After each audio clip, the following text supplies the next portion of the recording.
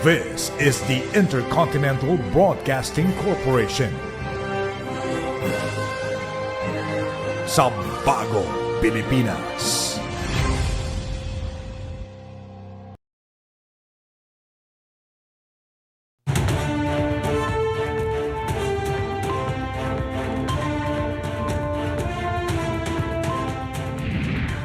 Wala po talaga kaming nakitang basura doon. Napakalinis at napakaganda po ng Sandy Cay.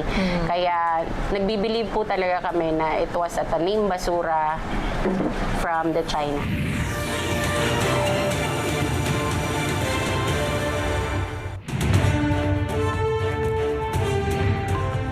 Tonight's headlines. President Ferdinand Marcos Jr. leads the 9th Economy and Development Council meeting. Issues tackled include an improved national railway network. Forces from the Philippines, Japan, and the United States participate in counter-landing drills during the Balikatan Exercises 2026. World Health Organization says the risk of hantavirus in the global population remains low following a suspected outbreak on a cruise ship. And all eyes are on the Met Gala as celebrities unveil show-stopping looks. All these and more here on 13 News. Good evening, I am William Thio. We are bringing you the day's top stories that shape the country, straightforward, clear, and concise. I'm Angela C. Under one flag with 3 mandates to inform, explain, and empower the nation. This is 13 News.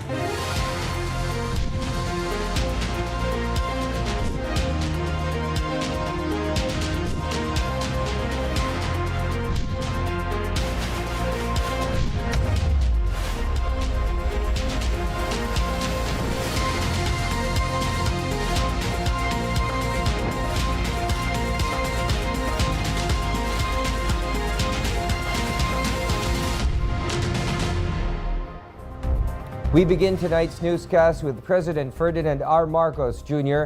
leading the 9th Economy and Development Council meeting.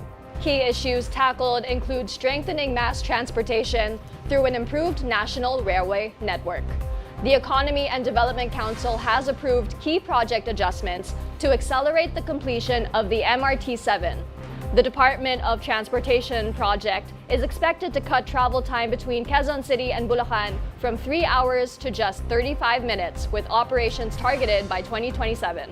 The council also pushed to boost the capacity of the Philippine Coast Guard to ensure safety and order in the country's water, clearing changes to its fast patrol craft acquisition, boosting maritime response and disaster readiness capabilities. Meanwhile, the Asian Development Bank has commended the government's swift response to rising oil prices. The institution noted that efforts have been focused on addressing the needs of vulnerable sectors most affected by the surge. It's almost a clean sweep of what the administration has done and put in place to deal with the vulnerability to the economy from the rising fuel prices, which has the potential to spill over and cause more general inflation and more of a drag on the economy.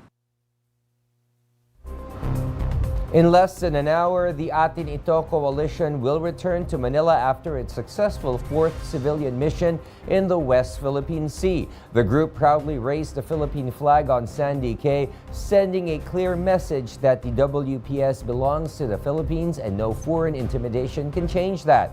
Meanwhile, China accused the group of leaving trash at Sandy Cay, but Akbayan Party List Representative Dada Kiram Ismula dismissed the claim as fake news and planted garbage. Chinese state media reported finding bottles and other waste, yet Ismula insists body cam footages proves otherwise. A Chinese Coast Guard... I was there. Bago po ako nagwagayway ng ating bandila, kung makikita ninyo doon sa drone shots, nag-iikot pa ako, nagvi-video pa po ako doon sa Sandy Cay. Wala po talaga kaming nakitang basura doon. Napakalinis at napakaganda po ng Sandy Cay. Kaya nagbibilieve po talaga kami na it was a tanim basura from the China. A Chinese Coast Guard vessel even raised its flag to assert claims over Sandy Cay inside Philippine territorial waters near Pag-asa Island. Ismula called the move a copycat action, highlighting China's attempt to counter the Philippine flag raising last Sunday. Hindi po namin inasahan at hindi po namin naisip na gagawin din nila kung ano yung naging aksyon namin na maglagay ng ating bandila doon. So obviously na surprise din kami. Pero knowing China, magaling naman talaga silang magbaliktad ng mga kwento. Meanwhile, allied forces from the Philippines, United States, and Japan showcased precision, speed, and unity during the Balikatan Exercises 2026 in Lawag, Ilocos Norte.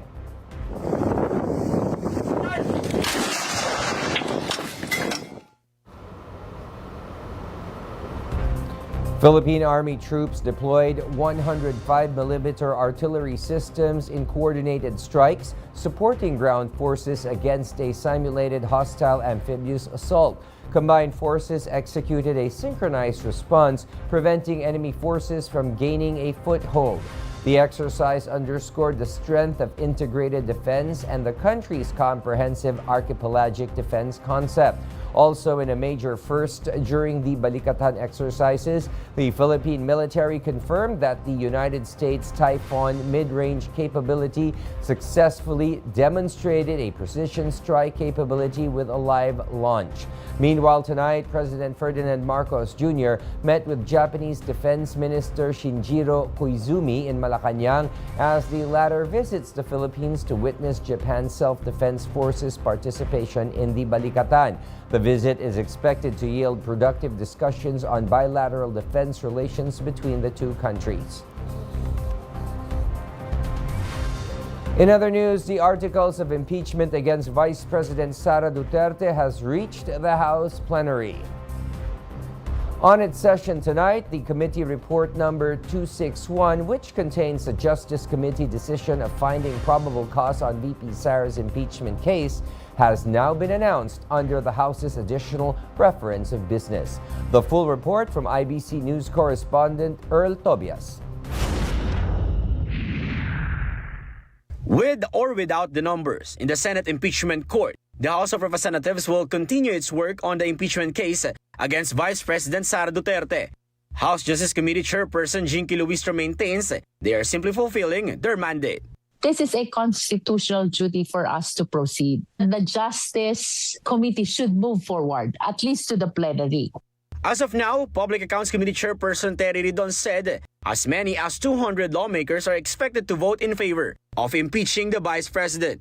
The exact number will be known on May 11 during the plenary vote. Ridon also responded to the Vice President's remarks, questioning why some lawmakers appear confident that the impeachment will proceed.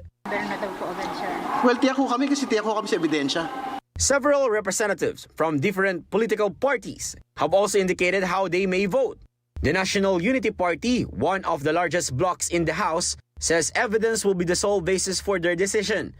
Their leader, Deputy Speaker Ronaldo Puno, emphasized that each member will cast an independent vote. Meanwhile, Mamayang Liberal Party List Representative Laila de Lima says the Liberal Party has also discussed its position on the impeachment. It should be conscience vote. So nagkaroon po ng discussion during that meeting, and that is the consensus, conscience vote. Chairperson Luistro was then again asked about the possible vote count in the House. I can say that the 53-0 and the 55-0 are enough basis for us to anticipate na lulusot talaga ito sa plenary. Lawmakers, for their part, denied reports that some members are withdrawing support from the committee's decision. They stressed that 55-0 unanimous vote clearly recommends the removal of the Vice President from the office. Meanwhile, some senators assured fairness should the impeachment reach the Senate. Senator Chis Escudero said that if the impeachment is filed next week, the Senate Impeachment Court can indeed be convened, but if not... Pero pag final na naman nila ng June 3, na wag naman sana, makukulangan na naman ang panahon ng Senado para umaksyon doon. At anumang impeachment trial na hindi nasimulan ng recess ay hindi na pwedeng masimulan pa. Earl Tobias, IBC News. For other updates in the House, lawmakers approved on the third and final reading of the proposed National Land Use Act. With a 224-3-0 vote, the measure aims to bring order, science, and long-term planning to land and resource use nationwide. House Majority Leader Sandro Marcos said the bill will address food security, disaster resilience, housing, and infrastructure gaps. The proposal is among the priority measures under the Legislative Executive Development Advisory Council. Meanwhile, the chamber also passed on final reading a bill expanding the 4Ps program, increasing support for low-income Filipino families.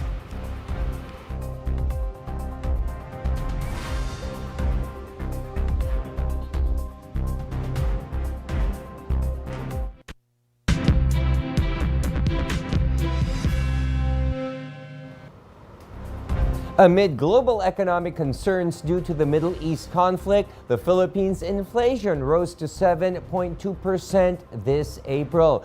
Based on the timeline of the Philippine Statistics Authority, the April's inflation is higher compared to the previous months of 2026 from 2%, 2.4%, and 4.1%. The April 2026 inflation is also higher compared to the same month last year, which was at 1.4%. And in response, the Department of Economy, Planning and Development, or DepDev, will intensify measures to control rising prices in line with President Ferdinand Marcos Jr.'s Uplift Initiative. Moreover, President Marcos Jr. orders to bring down rice prices while also seize hoarders and profiteers, which will be crucial to curbing the country's inflation. On the other hand, the PSA will continue to closely monitor the basic goods prices, ensuring and easing the burden on consumers. Iniutos ng Pangulo na aksyonan ang mga hoarder at nagsasagawa ng profiteering. Hindi mag-aatubili ang gobyernong kasuhan ang mga sangkot at ang maaaring pagpapataw ng price cap. Yung mga weekly changes in the prices ay tinitingnan natin. So any intervention na nakakapunta dun sa mga markets ay nakakapture ng ating data collector sa PSA. PCSO provides assistance to Albay amid ashfall from Mayon volcano. Stay tuned. This is 13 News.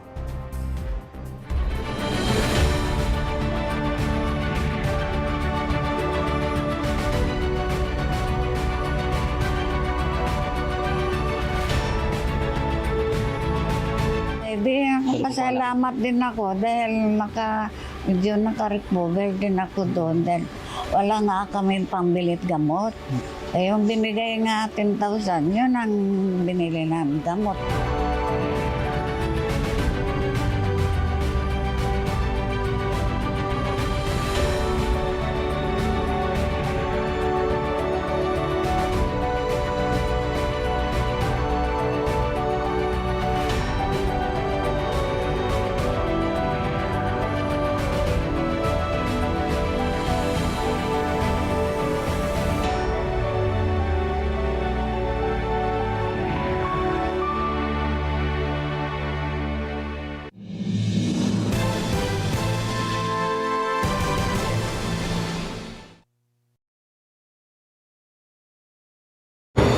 Bagong Pilipinas. Mahalaga ang kapakanan ng bawat isa. Lahat ng aspeto ng lipunan pinagtutuunan ng pansin ng pamahalaan at ni Pangulong Ferdinand R. Marcos Jr. Bagong Pilipinas, PBBM, Lingkod ng Bayan. Tuwing Linggo, alas 8:30 ng umaga. Kayo ba ay may mga isyong may kinalaman sa karapatang pantao o pangkalusugan? Isyong legal at pangangailangang medikal, ito ang programang magbibigay payo, tulong para sa mga mamamayang nangangailangan. Kasama sina Congressman Zia Alonto Adyong at Attorney Mix Nograles. Makakasama niyo kami sa paghatid ng kwento at tulong, pag-asa at pagbibigay ng mabilis at di kalidad na serbisyo. Tutukan ang lahat ng ito sa House at Your Service tuwing Sabado, 1:00 ng hapon dito sa IBC 13 at Congress TV. Dahil kailangan updated ka sa lahat ng mga kaganapan, 13 Express ang para sa'yo. Posible ring maapektuhan ang pagbabudget ng COMELEC para sa susunod ng pambansang pulisya.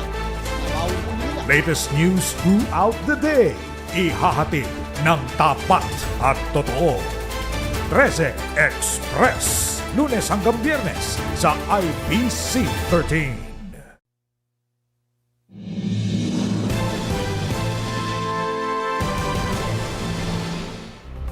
Welcome back to the program.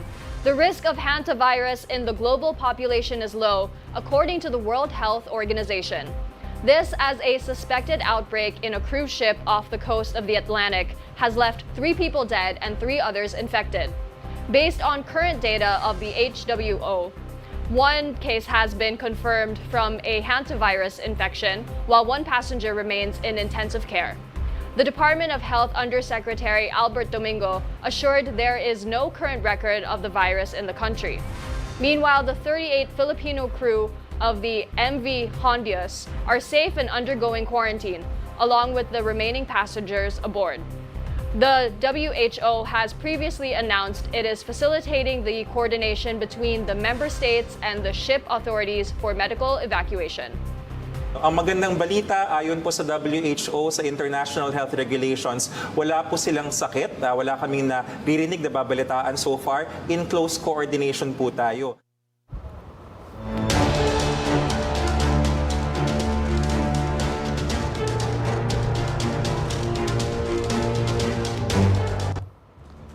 Pyroclastic density current at Mayon volcano continued to descend the slope of the Mayon volcano. As seen from the aerial footages, thick and massive smoke persists to surround the mouth of the volcano as it remains under alert level 3. Tonight, the Philippine Charity Sweepstakes Office, or PCSO, has deployed additional patient transport vehicles to Albay and Catanduanes to support emergency response efforts. PCSO General Manager Mel Robles led the turnover ceremony following President Marcos Jr.'s directive for a whole-of-government response to affected communities. The assistance aims to strengthen medical evacuation and ensure faster delivery of aid to residents in high-risk areas. As of tonight, more than 500,000 families have been affected by the continued unrest. Over 1,000 families remain in evacuation centers as authorities monitor the situation closely. Border control has been further tightened within the volcano's permanent danger zone to ensure the safety of residents. Meanwhile, in Negros Island, Canlaon volcano emitted ash plumes twice. At 5:32 and 6:01 earlier in the morning, the volcano generated ash plumes that rose to 800 meters above the summit crater. The grayish clouds drifted westward. According to PHIVOLCS, alert level 2 remains in effect, signaling moderate unrest and potential further activity. Residents are advised to stay vigilant as monitoring continues.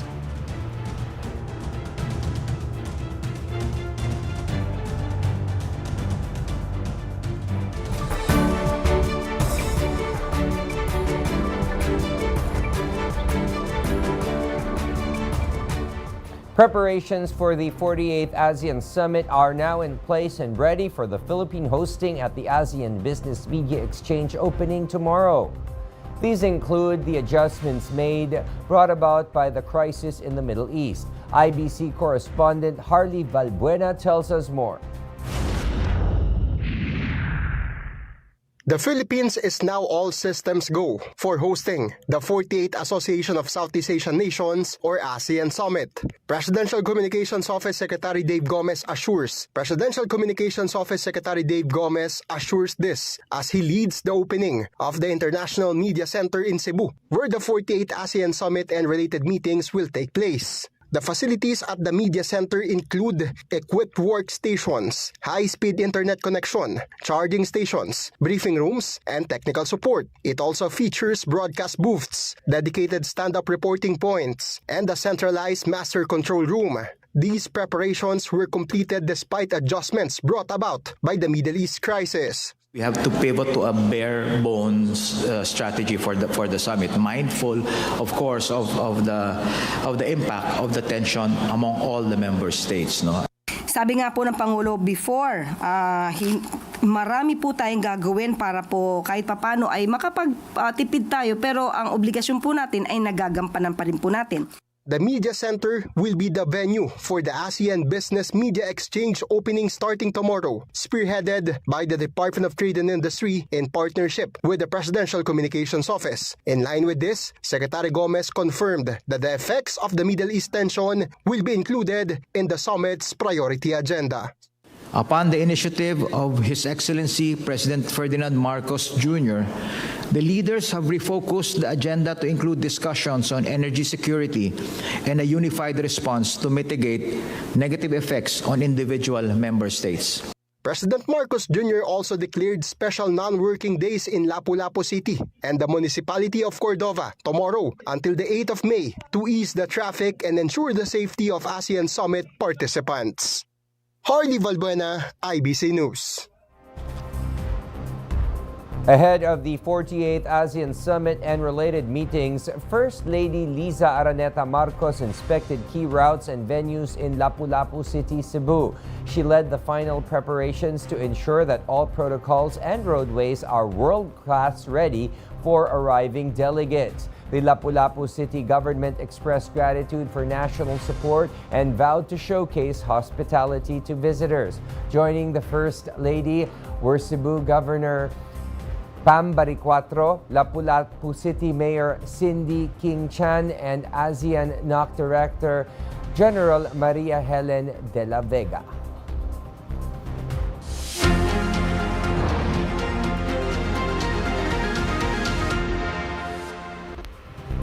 One of the two low-pressure areas being monitored outside of the Philippine Area of Responsibility has developed into a tropical depression, according to Pag-asa.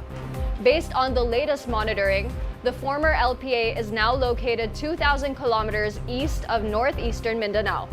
It is slowly moving north-northwestward with a gust of 55 to 77 kilometers per hour. Meanwhile, the other LPA has entered PAR, located 910 kilometers east of Mindanao. The Weather Bureau assured it is unlikely to develop into a tropical depression within the next 24 hours. At the same time, hot weather continues with the highest heat index reaching up to 44 degrees Celsius in Tacloban City, Leyte. Around 42 degrees Celsius of heat was also felt over Cuyo, Palawan, Negros Occidental, Dipolog City, Zamboanga del Norte, and Butuan City, Agusan del Norte. Danger level heat index across the country lessens as the May heat wave is expected to last only until the second week.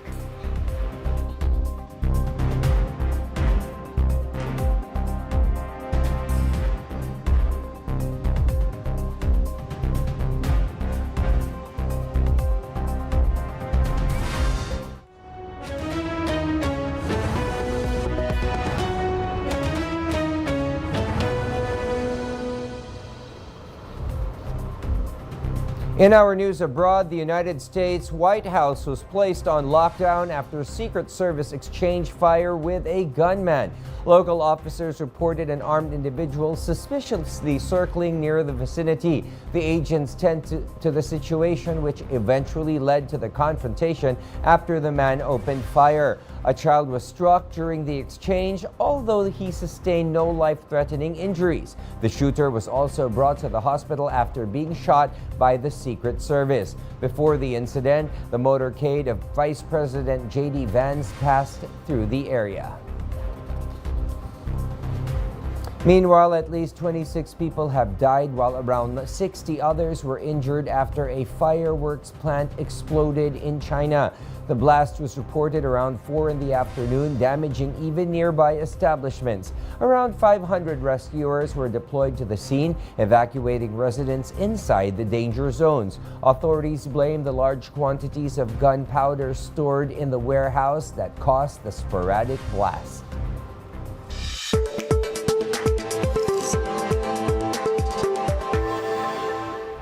The annual Couture Festival at the Metropolitan Museum is officially here.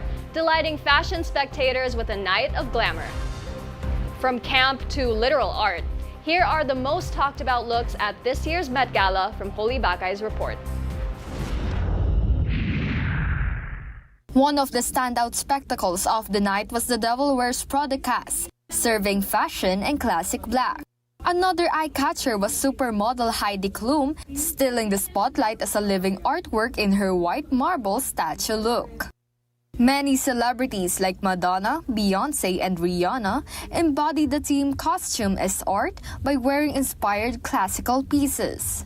Blackpink members Jennie, Rosé, Jisoo, and Lisa also left a lasting impression, each posing in extravagant individual attires. It wouldn't be the Met without the Jenner sisters. Kendall and Kylie Jenner stunned in resembling nude silhouettes. Another talk of the town was the absence of Kylie's boyfriend Timothée Chalamet. Just like last year, the actor was spotted at the Knicks game instead of the red carpet. Holy Bakay, IBC News. Filipino boxing champ Manny Pacquiao, as he is set to be inducted into the U.S. National Boxing Hall of Fame next year. During the third Pacquiao Elorde Awards held at Okada, Manila, boxing executive Eric Schmid made the announcement, marking another milestone in Pacquiao's historic legacy.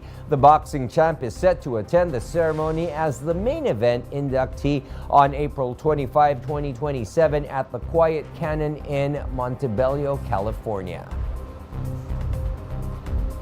And here are the results of the 9 p.m. draws from the PCSO. For the Lotto 642, the winning numbers are 31, 28, 19, 3, 2, and 4 with a jackpot prize of 10 million pesos. For the Super Lotto 649, the winning combination is 44, 3, 8, 31, 6, and 49 with a jackpot price of 40,607,323 pesos and 57 centavos. For the Ultra Lotto 658, the winning combination is 1, 58, 25, 43, 26, and 16 with a jackpot price of 76,305,973 pesos and 15 centavos. For the 6D Lotto, the winning combination in exact order is 6, 2, 0, 4, 9, and 1. For the 3D Lotto, the winning numbers are 3, 7, and 6. And finally, for the 2D Lotto draw, the winning numbers are 30 and 23. There are 10 winners for the Ultra Lotto 658 with 1 winner each for the Lotto 642 and Super Lotto 649.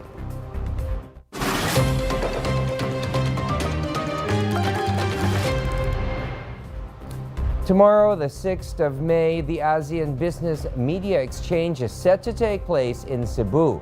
In relation to this, President Ferdinand Marcos Jr. declared May 6 to 8 as special non-working days in Lapu-Lapu City and Cordova. The premier event will happen at the International Media Center, Mactan World Museum. Also tomorrow, we can take a break from strict diet plans and weight worries because it is International No Diet Day. The celebration promotes body positivity and challenges the idea of a single body image across the globe. Yes, and those are the latest from the IBC Newsroom this evening. We'll continue to monitor the stories that matter and bring you updates as they develop. I'm Angela C. And I'm William Thio. This is 30 News. Good night, everyone.